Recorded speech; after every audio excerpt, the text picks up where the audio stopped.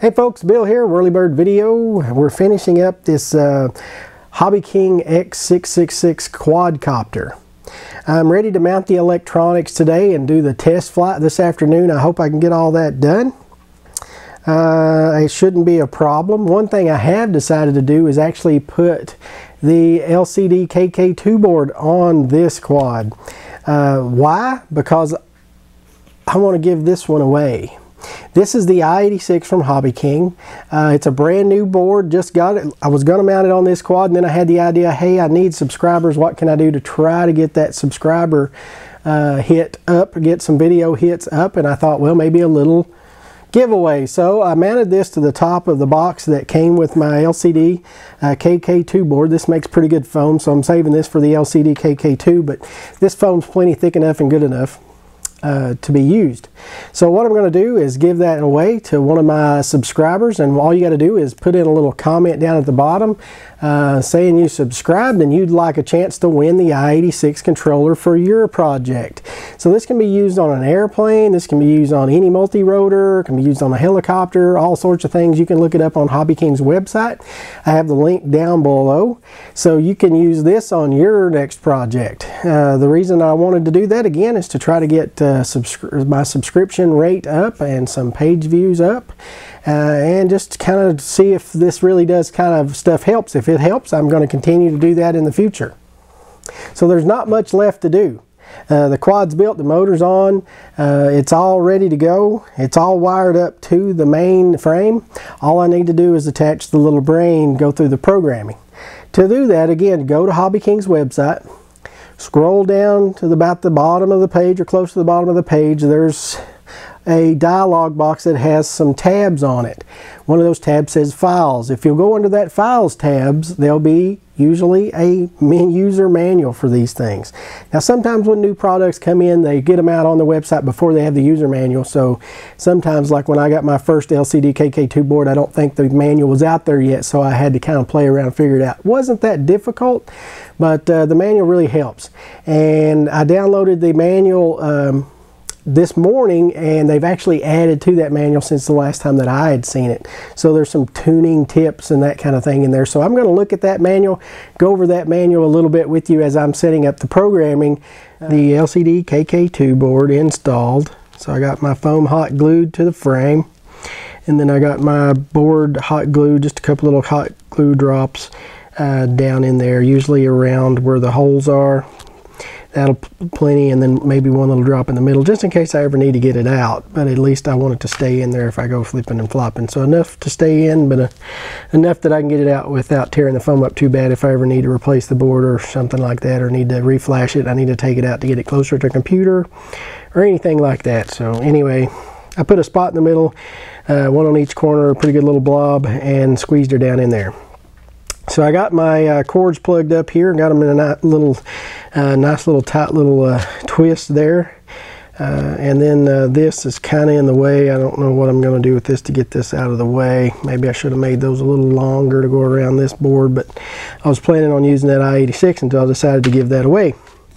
So anyway, I think I can hold that down, put a little zip tie back in the frame up to this zip tie and just hold it down there out of the way, and I think everything will be fine.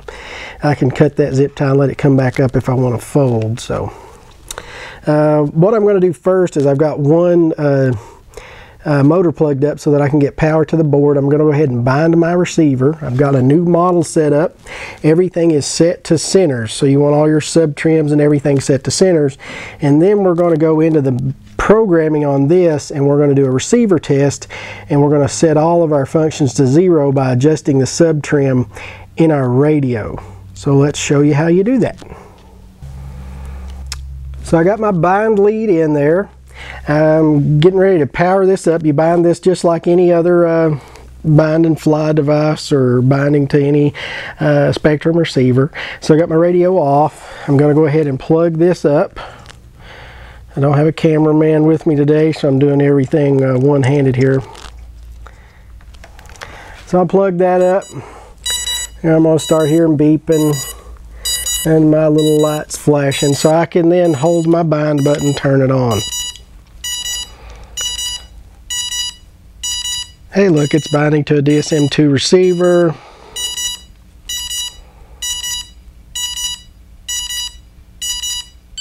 and we're bound.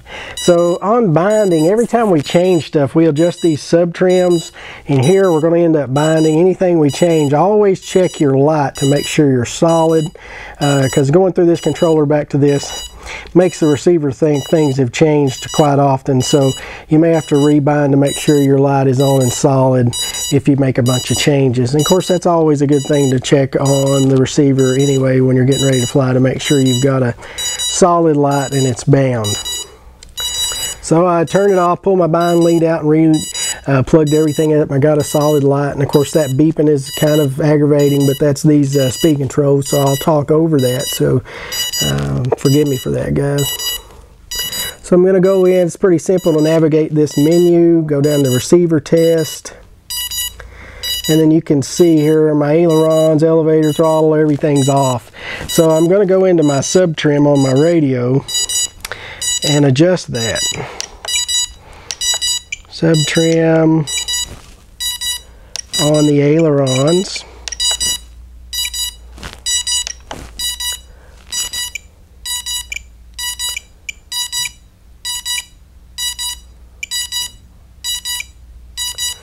Okay, I got that.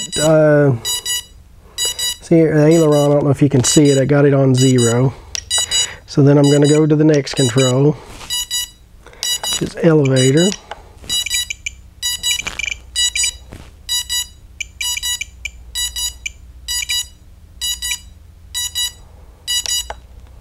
That's got it at 0. My throttle looks fine. And then my rudder.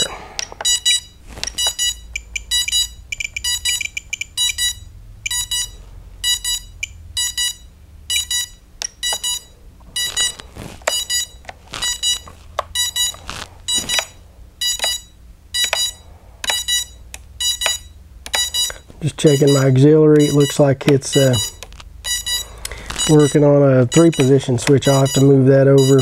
The only reason I got that aux hooked up is I want to be able to turn self-leveling on and off with a switch.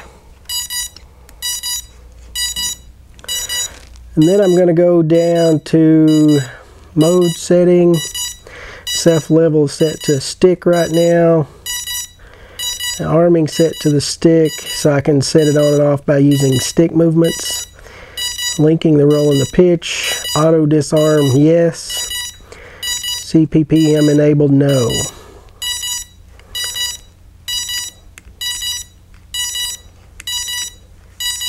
Nothing else I want to change in there. Stick scaling is similar to Expo, and you can change these up to make it fly different. So right now I'm going to leave it at the defaults, but no doubt probably come back and adjust those a little bit to get this thing to flip just a little faster. MISC setting, we got some minimum throttles, heights. We got to go through our actual throttle setup next, so I'll leave that set for the default right now.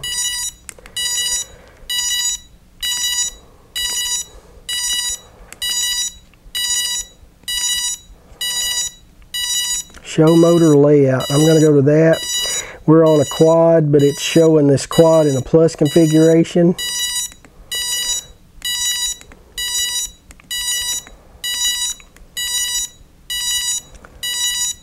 So I'm going to go to load motor layout, and I'm going to go down to quadcopter X mode. Am I sure? Yes. So it just loaded that. Now we can see our motor layout. This is motor 1 over here, motor 2, 3 in the back, and 4 in the back. So that also tells us the direction of the motor. So they offset each other. So if this motor turns this way, your back motor on the opposite side is going to turn the same way. Therefore our torque is countering itself.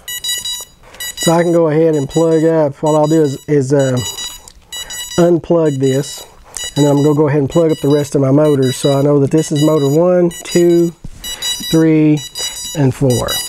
So I want to also check my throttle. I went into receiver test and ran my throttle up and down. I just forgot to mention that I ran it. It says full, it's at 96%, and then it comes to 0 at idle. And I'd rather that at the top said 100. So I'm going to go in and set my endpoint on my throttle. It's probably not that big a deal, but it's pretty easy to do. Just adjust that endpoint. So now I'm getting 100 at full and 0 at idle. So everything looks good. The rudder was bouncing back there a little bit. I'm going to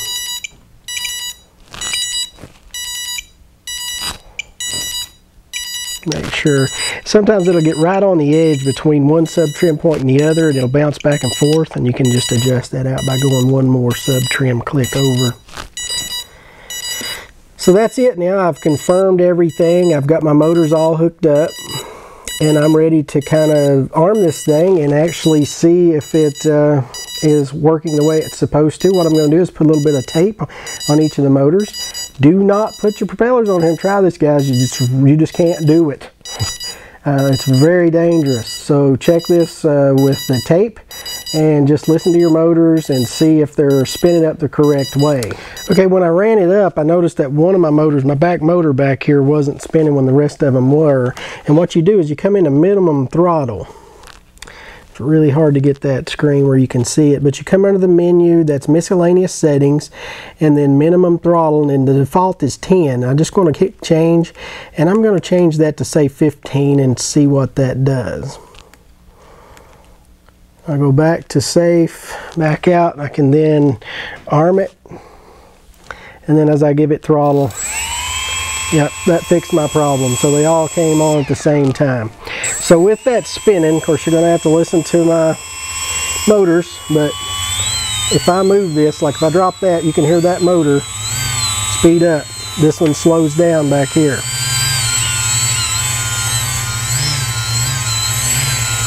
And the forwards, the back ones speed up. And then if they go back, the front ones speed up. So it's just countering, and you check it in all angles to make sure that it's working correctly. That appears to be working correctly.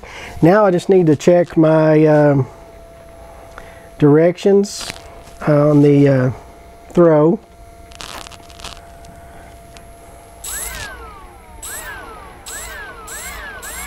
So that one's spinning counterclockwise.